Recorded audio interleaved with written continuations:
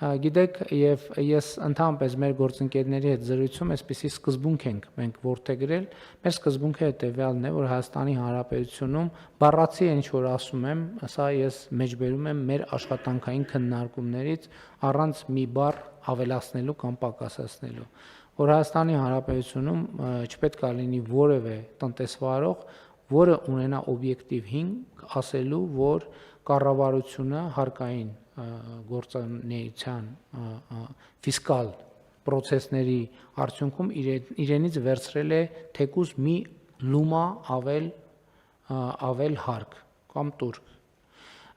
եւ բայց մյուս կողմից կառավարության դիրքորոշումն էլ այն է, որ չպետք է լինի տնտեսվարող, որ վճարի օրենքով նախատեսվածից մի լումա պակաս հարկ եւ տուրք։ Ես կարծում եմ, որ սա շատ կարևոր եւ սկզբունքային եւ օրինական եւ արդար մոտեցում է,